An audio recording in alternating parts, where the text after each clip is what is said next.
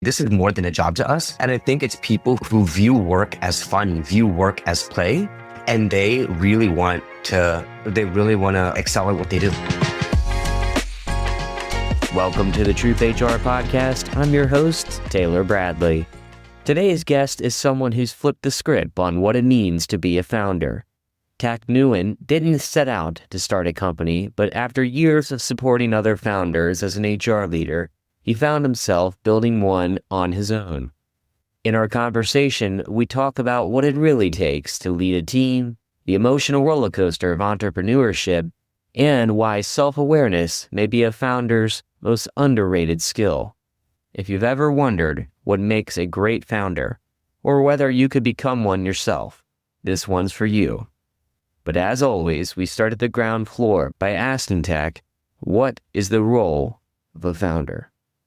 The founder's role is to make sure the company's goals are being met, that they're building the right team to achieve those goals, and that they have set a clear mission statement for the company. You've had quite the journey yourself.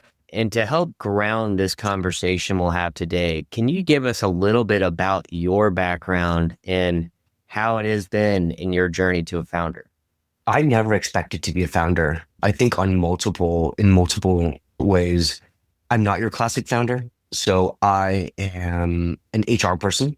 Number one, you don't see a lot of HR folks become founders. I also happen to be a minority. I also happen to be gay. Like you don't see a lot of, or I didn't see a lot of people like myself. And so for the vast majority of my career, Taylor, I always saw myself as the person who supported founders, who enabled founders to make their goals and aspirations come true.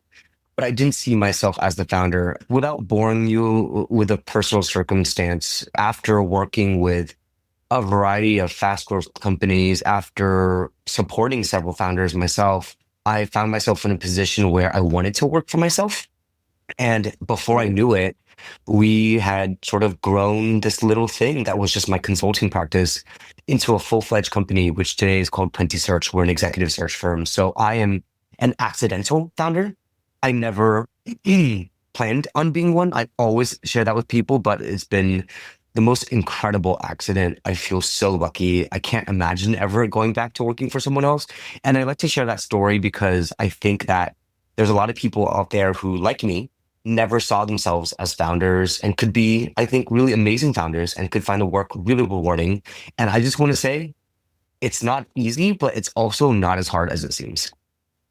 But the one thing I love about that journey is you have deep roots. You have it sounds with your background, an understanding of what the operational side is of the business may be, where I've worked in my day with some founders that have done nothing else asides. They started an organization and that was the first job they ever had. And so there could be a gap in how do you scale an organization or how do you build an organization once it gets beyond that microcosm of the seed round. And you mentioned that you've scaled your organization now. Before we get into how you've worked with other founders, I'd still like to get another point from you of what was a big learning moment that you've had as a founder where you're like, gosh, I just wish I would have known that at the beginning. Probably one of the biggest moments and something that it's taken me years of working with a coach and therapist to really discover is I really struggled with the balance between what is pushing the team too much and not pushing the team enough, right? But balance by definition, you're never getting it perfectly right? You're always slightly too far to the left and slightly too far to the right. And so for me, I felt like my balance was really wobbly. I'll be honest.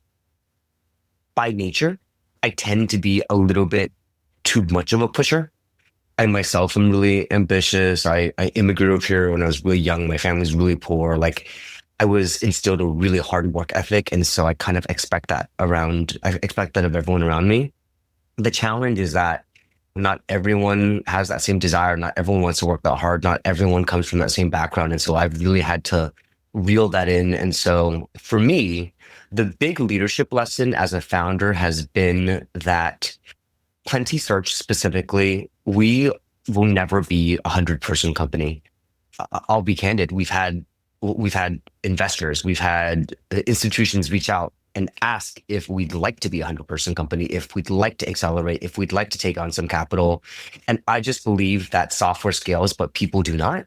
And I would much rather have a small and mighty team of 10, 15, 20 people where I believe every single person is a superstar, then try to grow us to 100, 1,000 person organization where I just know that cannot be the case. And so for me, the really big learning lesson as a leader at Plenty is realizing, number one, what are my goals? Like, what do I actually want? And I would much rather work with a really small, superpowered team that I'm really proud of. And that has actually allowed me a lot of clarity in our decision making, in our growth strategy, and what clients we decide to take on or not take on. The thing that you mentioned that really resonated with me is finding your balance. And I've worked now in startups. Yes, startup life is not for everybody. The folks that do want that, and this is another thing that you are unique among founders, is recognizing that there is a equilibrium to pushing too hard and not enough. What are some of the signs and symptoms that you personally look out for where you're going, okay, you know what? I'm getting this signal from the team. So now I need to take a step back and evaluate what I'm doing. Something that's pretty unique about my background that I've realized is I've always gravitated towards smaller companies.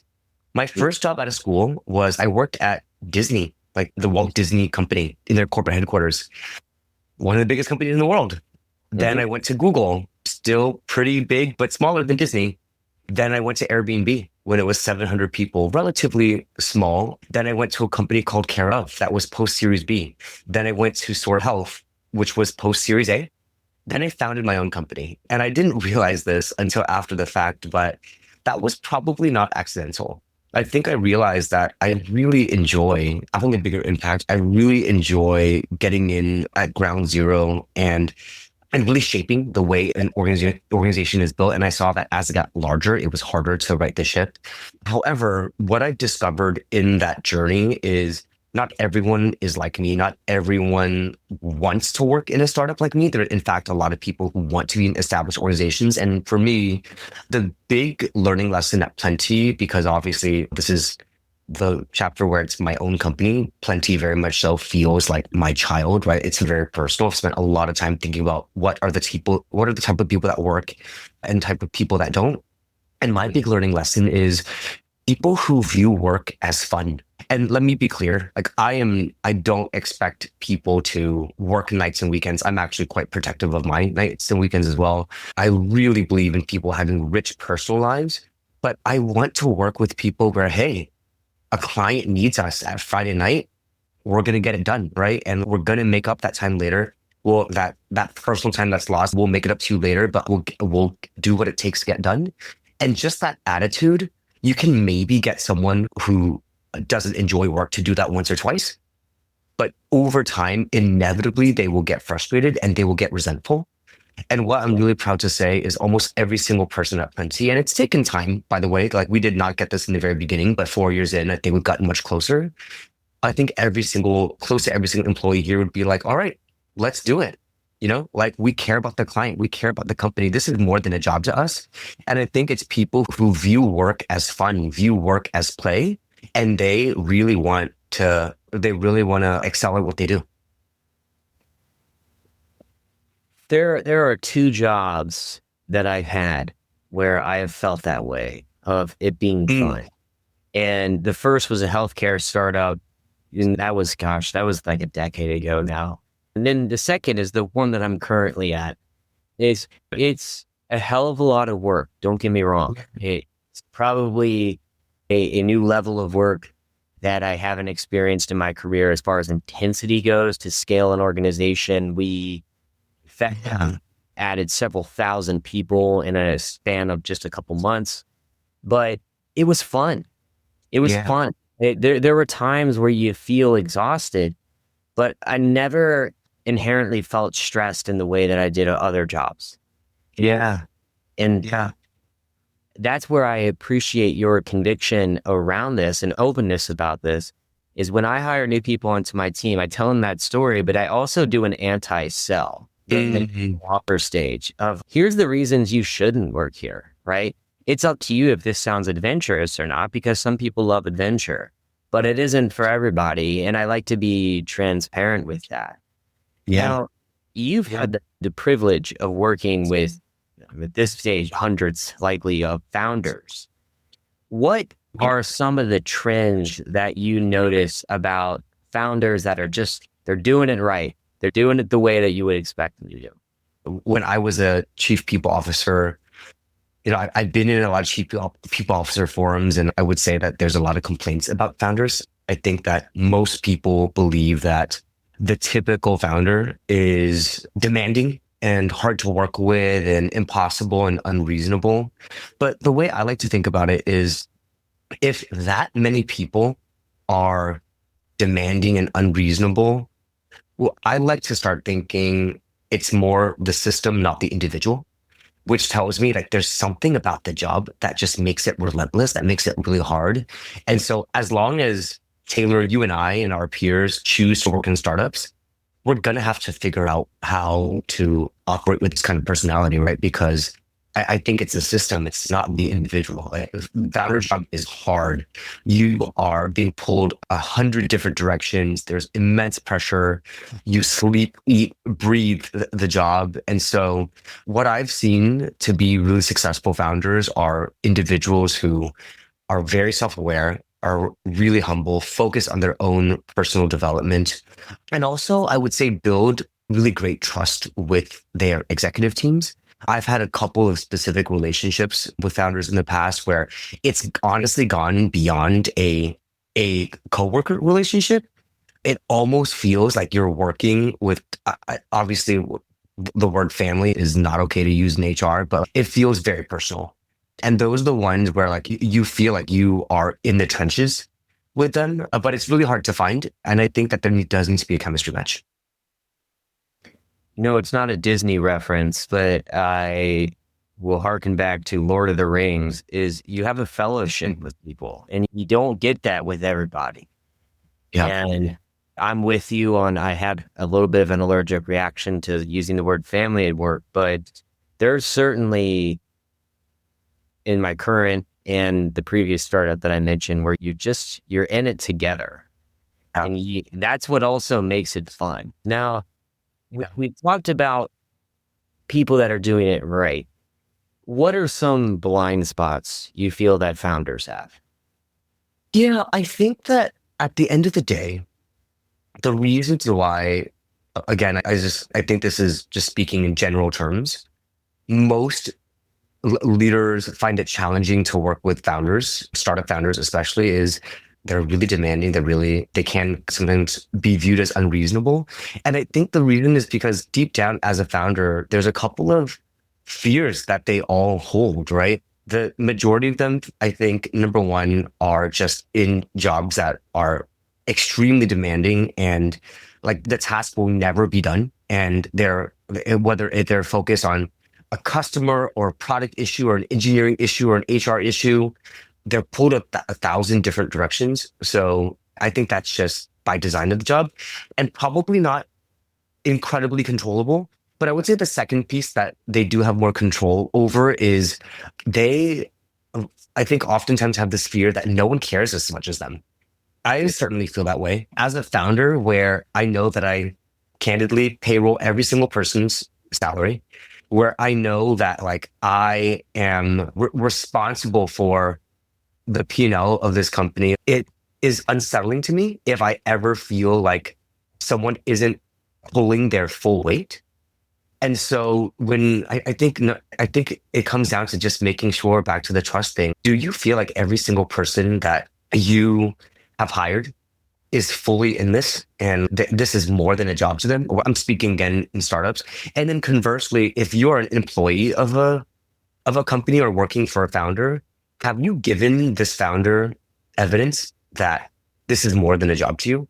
Do they have any reason to believe that you are not going to give this their full effort? Because for me as a founder, like when I see instances like that, where, okay, like this time sensitive thing that needed to be done wasn't done and now a ball was dropped, like I can't help it. I think that it's my job to start questioning and start getting anxious. And I think that's where things start to unravel for a lot of founders. That the whole time if you were describing some of these, I just had our current CEO, which is also the founder of my organization. And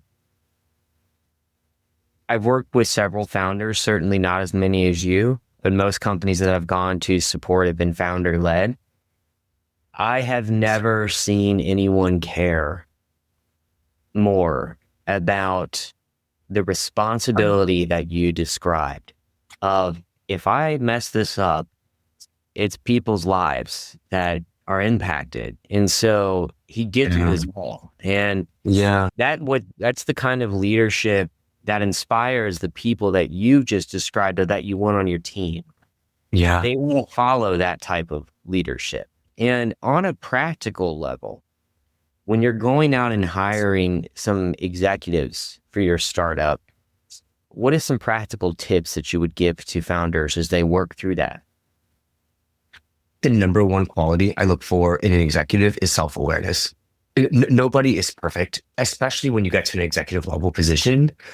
I would be shocked and I would be concerned if getting in your journey to getting to that position, you haven't made some major mistakes.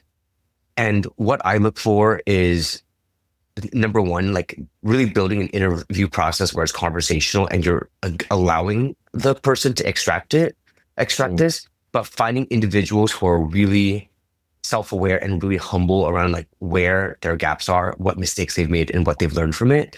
What I think, and as cliche as that sounds, I don't think that's the typical interview process. I think the standard interview process that we go through in the US and in startups is, tell me all the ways in which you've been amazing. Tell me all of your achievements. Tell me all the ways in which you've been a rock star through your entire job. And of course we need those things, but I would not hire someone only learning about all of their wins. I want to hear about their failures and I want to hear about what they've learned from it. And I want to really feel like they're authentic, honest failures, because it tells me that when we work together and when shit hits the fan, which it inevitably does in startups, that they are someone who can really problem solve through it together. Because I think when things get difficult in startups, oftentimes it's not the technical issues. It's almost always the interpersonal. It's almost always the conflicts. It's almost always the disappointment you have in one another, one person letting another person down, talking through it. How can we move beyond this? And individuals who aren't able to show that vulnerability, I think it really holds back the company and holds you from avoiding those mistakes in the future. And I've always found when you're asking those types of questions around failure, it's a red flag to me when someone tries to outsmart the question of a failure of mine or weaknesses. I care too much. Yeah. Is we all bite it. Yeah. We all make mistakes. And there are some failures that are materially different than others, let's be clear. But for the most part, what I love to see in that conversation, which I'm similar to you, is someone that says, hey, this is where I fell down and here's what I learned from it. And here's how we got back up. And you can typically pick up on that authenticity if they've been through that. Right. Yeah. Yeah. And like just to expand, I completely agree with you, Taylor. And just to expand upon that, one of our core values at Plenty is be human. It's actually my favorite core value of our four core values. And it really reminds me of what you're saying, which is we're all human beings. And I think that like maybe 10, 20 years ago, we expected to go to work and pretend as though we're these perfect human beings, especially if you're an executive and a leader, right? You're expected to have all the answers. You're expected to present a certain way. You're expected to show confidence. And I just really think that we have moved beyond that. And I think we've gotten to a place where I want to hire and I want to work with flawed people. And I want to hear how they have grown as individuals. So when I'm asking that, like, how have you failed? What's your biggest flaw? What's your biggest mistake? What I hope to hear is like, how have they developed as a human being? Like, how have they, like, I'm a much better leader, I believe, today than I was 5 years ago. Like 5 years ago, I had no idea what I was doing. And I hope that in 5 years from now, I'll look back and say the exact same thing about TAC in 2025. And there are some people who, and some organizations that don't appreciate that honesty, which by the way is back to this idea of the system. And I think there are organizations that do appreciate it, and the organizations that appreciate you bringing that humanity to work. I think those are the companies that are going to win in the future. I'm right there with you. I add into that the utilization of AI, but I was just in yesterday is no matter where we end up, there's still going to be a human-centric approach to this. And yes, if you lose that authenticity, I don't see the AI being successful. And I'm one of the most bullish AI people out there. Now, you totally, you beat me to it. I wanted to say AI in there when I was talking about like the humanity, but I was like, oh gosh, another podcast about AI. I'm not going to mention it, but yeah, it has to be said that this will be what separates us in the future. Like this will be, not only will this be the most important skill, it may be the only skill in the future that matters. Yeah, we live in interesting times, but Yeah, let's bring it in for a landing. And yeah, final two questions for you here. One, many of our listeners have reached pinnacle level positions in HR. And I'm sure some of them are thinking now, maybe I could be a founder.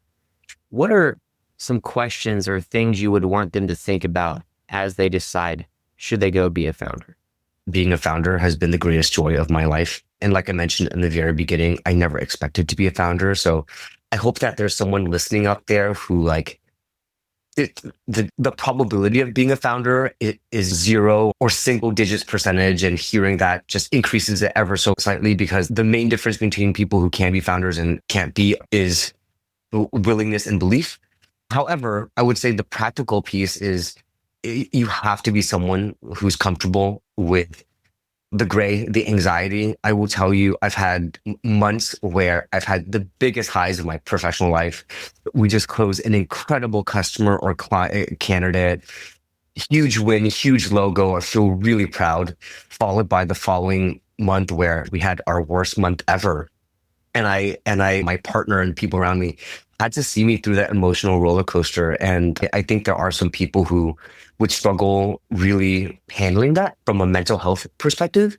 And so I would say, as rewarding as it is, it's not easy. And probably first and foremost, getting your mental health in order and making sure, are you in a place where you want to take on that mental load? As rewarding as it is, you have to make sure that you're at a place in your life where you have the capacity to do that.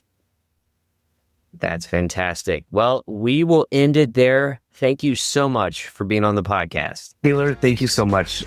Thank you for listening to this episode of the TroopHR podcast. If you enjoyed this episode, we encourage you to subscribe and leave a 5-star rating. If you would like to learn more about our community, please visit TroopHR.com. In the meantime, keep living the dream.